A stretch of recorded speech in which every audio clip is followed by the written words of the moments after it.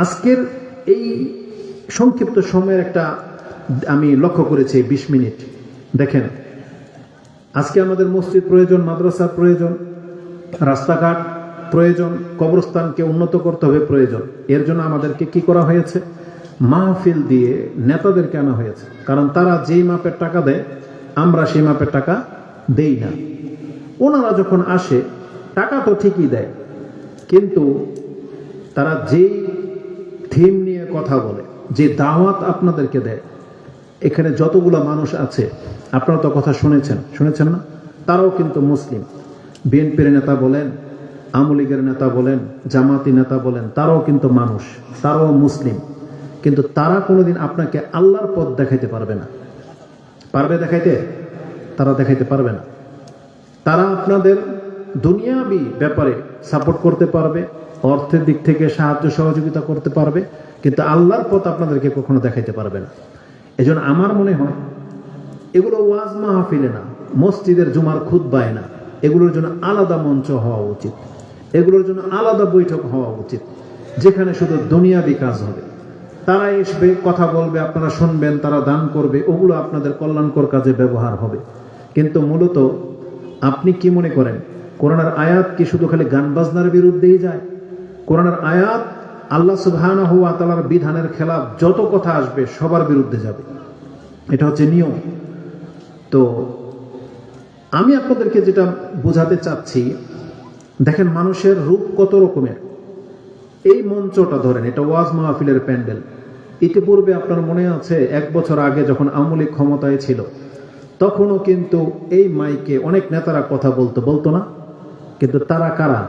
ভিন্ন লোক, ভিন্ন দলের। ওই দল পরিবর্তন হয়ে গেছে।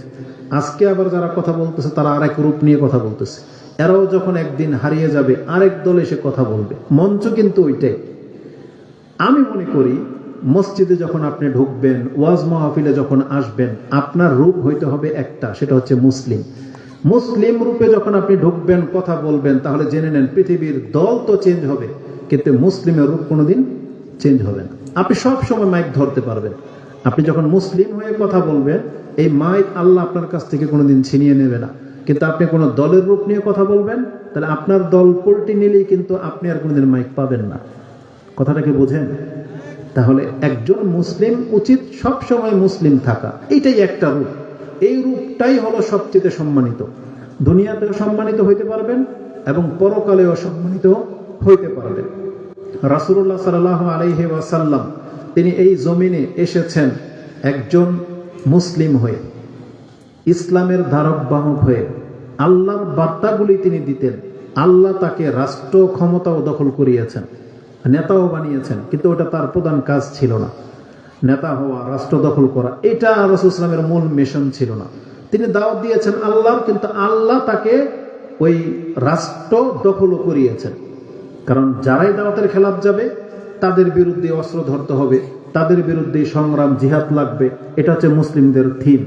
কিন্তু মুসলিমরা নিজেরাই যখন ইসলামের ধার ধারে না, বিভিন্ন দল নিজের দল নিয়ে কথা বলবে, আসলে আমি তাদেরকে দোষারোপ করছি। এটা মানুষের নেচার। আমিও যদি কোনো দল করতাম না, এটা আমার ফিতরতে হইতো, আমার নেতার কথা বলতেই হইতো। এটা দলের সিস্টেম। যে দল করবে, পীরদের দেখেন থিওরি, পীরদের বক্তব্য শুনবেন, যারা মাজার পূজারী বা এদের বক্তব্য শুনবেন, এ শুধু এর দাদা পীর, তার দাদা পীর, কে কি করছে এই গুণগান গেতে গেতে তাদের সময় পাস হয়। তারা না সেখানে আল্লাহর কথা বলবে, না হাদিসের কথা বলবে। তারা শুধু তাদের নেতাদের ভালো কিছু গুণ থাকলে সেটা পেশ করবে, পুঁজি এটাই। তো এটা সবার ক্ষেত্রে আমি মনে করি এটা কাল কিয়ামতের মাঠে তার কোনো উপকারে আসবে না। একটা নেতার গুণগান গাওয়া, তার প্রতিনিধি হয়ে আসা, এগুলো তার পরকালে কোনো উপকারে আসবে না। দুনিয়াতে সংক্ষিপ্ত উপকার আসবে কতকাল? ওই যতক্ষণ তার নেতা ক্ষমতা থাকবে ততকাল। তারপরে আবার উল্টা দিকে দৌড়। এজন্য মুসলিম হিসাবে আপনি সবসময় প্রাধান্য দিবেন আপনার দ্বীনকে, ইসলামকে, আপনার ধর্মটাকে প্রাধান্য দিবেন। কিন্তু আজকে আমরা পয়সার কারণে নেতাদের কাছে হেরে গেছি। আমরা তাদেরকে এতটা বেশি সম্মান দেই, আমরা আলেমকে অতটা সম্মান দেই না। এটা হচ্ছে আমাদের হীনতা, এটা আমাদের অধঃপতনের কারণ। কিন্তু আপনার চোখের সামনে আপনি দেখতে পাচ্ছেন এক নেতা, কত প্রতিষ্ঠিত নেতা, সেও পর্যন্ত দৌড়িয়ে পালিয়েছে। এটা আল্লাহ সুবহানাহু ওয়া তাআলার হিকমা, আল্লাহ সুবহানাহু ওয়া তাআলার কৌশল। আল্লাহ চাইলে ফেরাউনের মতন পুরো জাতিটাকে ধ্বংস করে দিতে পারতেন, কিন্তু আল্লাহ সুবহানাহু ওয়া তাআলা মাঝে মাঝে আমাদেরকে সেই নিদর্শনগুলো দেখান। তা আজকে আমি আমাদের এই বক্তব্যের মধ্যে আপনাকে আমি ইসলামের দিকে ডাকতে এসেছি, আল্লাহর দিকে ডাকতে এসেছি। আপনাদের আমাদের মূল কাজ এই ভোটাভুটি না, মূল কাজ রাষ্ট্র ক্ষমতা দখল করা না। আমি আর আপনি হচ্ছি আল্লাহর বান্দা, আমি আর আপনি প্রেরিত হয়েছি এই জমিনে আল্লাহর গোলামি করার জন্য। এটাকে ঠিক রাইখা দুনিয়াবি হিসেবে ওটা করেন, কোনো আপত্তি নেই, কিন্তু দিনকে উপেক্ষা করে ওগুলো নিয়ে সারাদিন ব্যস্ত থাকবেন, ওগুলো নিয়ে করে থাকবেন, ওটাই আপনার মিশন, ওটাই আপনার ভিশন। এটা কোনো মুসলমানদের চরিত্র হতে পারে না। একটা মুসলিমকে সর্বক্ষণিক উচিত তার নাজাতের জন্য চিন্তা করা। কিন্তু আমরা দেখেছি যারা এই গণতান্ত্রিক দলগুলো করেন, তাদের ঘুম হয় না শুধু ইলেকশন জিতবে কিভাবে, এটা কাকে কিভাবে হারাবে, এটা আমার নেতা কে হবে, এটা এগুলো নিয়ে তাদের দিন রাত পার হয়ে যায়। তা আমরাও যদি তাদের মতো নাচি, তাদের পথ অনুসরণ করি, এটা কোনোদিন আমাদের নাজাতের পথ হইতে পারে না। আমি খুব সাহসের সাথে কথাটা আপনাকে বললাম, কারণ আমরা জানি আপনাদের এখানে বহু দলের লোক আছেন, কিন্তু আমরা এগুলোকে পরোয়া করি না, কারণ আল্লাহ কিন্তু বিচার নেবে। এই জন্য মুসলিম হিসাবে আপনি আল্লাহকে ভয় করবেন, এটা আমাদের দাবি থাকবে। কেন জানেন? রাসূলুল্লাহ সাল্লাল্লাহু আলাইহি ওয়াসাল্লামের একটা ছোট্ট হাদিসের টুকরা বলি। রাসূলের ভাষাগুলো খুব ছোট, কিন্তু এটার ওয়েট বা এটার দিক নির্দেশনা এত মারাত্মক, প্রত্যেকটা ব্যক্তি উচিত সেই কথাগুলোকে ফলো করা। রাসূলুল্লাহ সাল্লাল্লাহু আলাইহি ওয়াসাল্লামের একটা লম্বা হাদিস রয়েছে, তার মধ্যে একটা কথা হলো, রাসূল বলেছেন, কুল্লুন নাসি ইয়াগদু ফাবাইউ নাফসাহু ফামুতিকুহা আও মুবিকুহা। প্রত্যেক ব্যক্তির সকাল হয় একবার করে, সে সারাদিন পার করে 24 ঘন্টা তার ঘড়ির কাঁটার মতো তার জীবন ঘুরতে থাকে। রাসূল বলেছেন, এই 24 ঘন্টা মানুষকে কেন দেওয়া হয়?